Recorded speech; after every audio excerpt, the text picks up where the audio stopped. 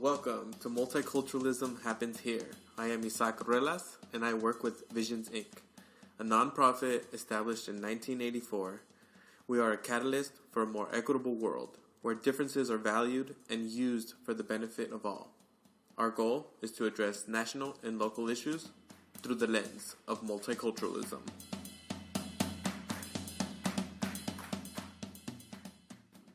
Welcome back. Today, we're going to be talking about social location. Social location has many aspects to it, but I think we have to start in one place, and that place is the 3 levels of identity. You can imagine the 3 levels of identity by imagining a circle, and within that circle, imagine a second circle. And then within that circle, imagine a smaller circle within that, making 3 circles, an outer one, a middle one, and an inner one. The inner circle represents our individual identity. We are unique. There's nobody else like us. There's no one who has ever or will ever exist that is like you ever again. You are a unique and amazing individual. The middle circle has to do with group identity. The group identity can have as many or as little group identities as you want. We're going to get into another tool for looking at group identity. And then on the outer circle, you have universal identity. We're all the same, we're all human beings. We're part of the human family, the universal race. So social location has to do with this middle piece of identity. And the reason that I want to start off talking about the 3 levels of identity is because often enough when we're talking about multiculturalism, depending on what your social location is, you might want to keep the conversation at the individual or at the universal level and not want to jump into those group identities, because that's where things can become a little bit messy, because now we're talking about differences. And because we're in a culture where we're still trying to deal with differences in how we create these multicultural spaces, we often can have misses.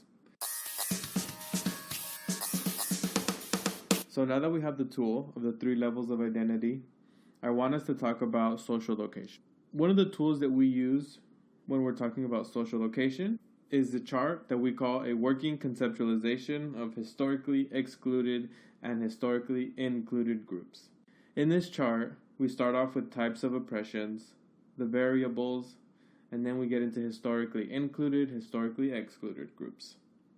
So I'm going to talk a little bit about myself, keeping this eye focus, and go through some of the types of oppression. Some of the types of oppression that we have listed are racism, classism, elitism, sexism, genderism, military age, adult, able, xenophobia. The list can keep going on forever and ever. Or, when we're just talking about differences, there's kind of an unlimited of differences that can exist. And then the variable in terms of racism, classism, sexism is going to be race, color, ethnicity. For classism, socioeconomic status. For sexism, biological sex. For genderism, gender identity, gender expression. And then we have the historically included group. I'll just stick to the race and gender for now. In historically included groups, when we talk about race, we're talking about whiteness, white people. When we talk about historically excluded groups, we're talking about people of color, African American, African, Asian, Native, Latinx. And then when we're talking about gender, the historically included groups are cisgendered, and then the historically excluded are transgender, gender nonconforming, genderqueer, androgynous. The reason that I talk about those 2 groups are because I want to transition into talking about my own social location and what that means. Understanding social location is a step towards building equity. And we talk about diversity, inclusion, and equity, and we use this working conceptualization of historically excluded, historically included to get into social location, because it is within social location that we can understand the kind of equity that people have, and therefore the kind of support that they might need when we are talking about equity.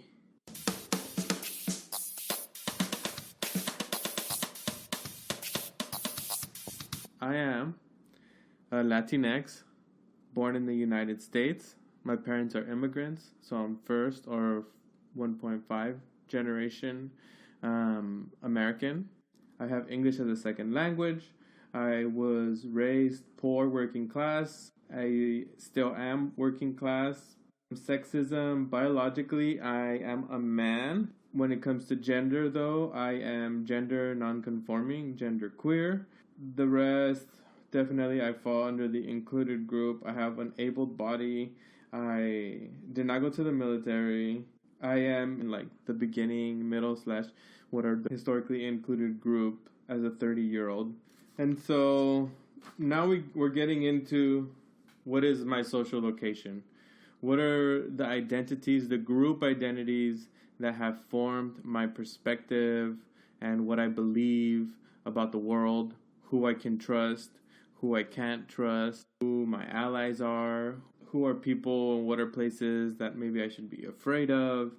And so the example that I want to talk about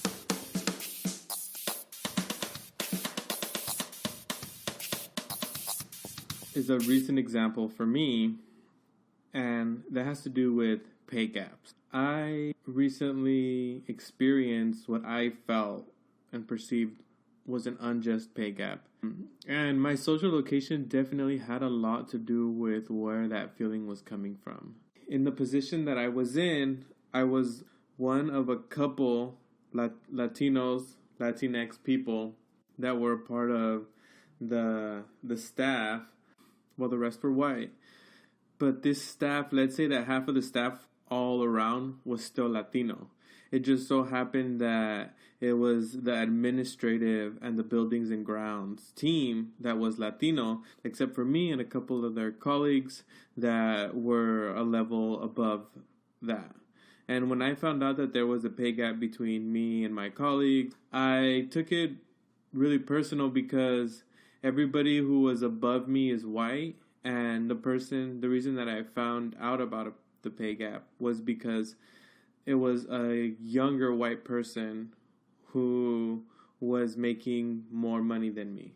And when I brought this up to the superiors, the way that it was met was, well, what about work experience? What about education?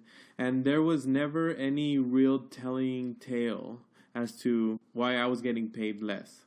And not just a little bit, but a chunk of money. And so at the personal level, I was feeling like this was not fair, like this was not just. Growing up as a Latino here in Southern California, I honestly grew up doing service jobs, and so I worked as a gardener as a kid. I worked cleaning pools as a teenager. I helped my parents clean buildings, and so we were always doing these service jobs. What I come to find was that people expect me to fulfill that role for them. There was another example where a couple years back, I worked at a church, and so I was going over to a parishioner's home to help them set up, and they were a parent for a youth party. I was the assistant youth director, and I showed up with a bunch of food, and I, knock on the door, I help set up the food, and then the parents who are white, they look at me and they say, "Okay, you're done, thank you." And I say, "Okay, yeah, thank you, I'll just gonna wait around." And they were like, "You don't need to wait for anything, your job is done." And then I was like, "What? My job is not done? What are you talking about?" And I had to tell them, "Oh, I'm one of the youth ministers, I'm here to supervise the party." In which case they laughed. "Oh, we thought that you were the delivery person for the food." So this is the kind of energy that I was having to deal with, being dismissed, being diminished constantly. And when I found out about this pay gap, I was hurt. Even at the institutional level, at this place that I had respect for and love for, and I thought that they were showing love and respect for me as well, that they were treating me the same way that these parents were treating me, which was, you're actually not a part of this club. And that's what hurt me, was that because as a Latino, I've had these experiences that tell me that I'm not a part of the club. When I hear about a pay gap, I become hurt because I go, oh, see, these are the ways that I'm not a part of the club. And I didn't know, because we have a culture of not sharing how much people are getting paid.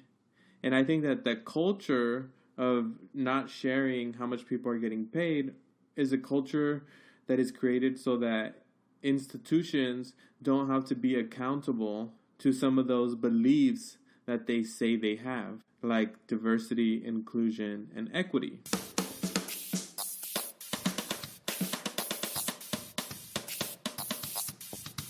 When institutions or people don't want to acknowledge those differences and those group identities, social location, what you do is you end up reinforcing a culture of white supremacy, of patriarchy, and through these behaviors, which we call modernisms, specifically the denial of the political significance of the difference, or the denial of the cultural significance of the difference. The ways that I experienced this at a personal level was the way that the institution replied to my concerns about the pay gap. The way that they tried to justify it did not include my differences and my perspective. So when you deny the political or cultural significance of what somebody is telling you, that is a form of modern racism. Something that a lot of people of color, modern sexism, something that a lot of women are having to deal with these days.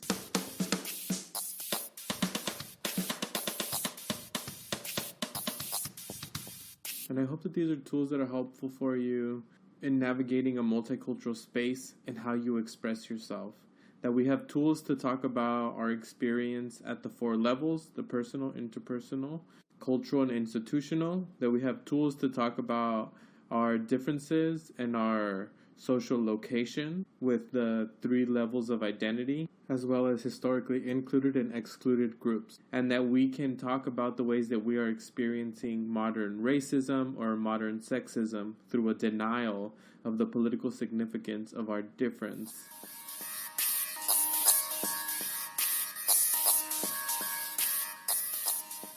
Thank you for joining us. This has been Multiculturalism Happens Here. If you found this helpful, resourceful, give us a like, subscribe, share, or positive review.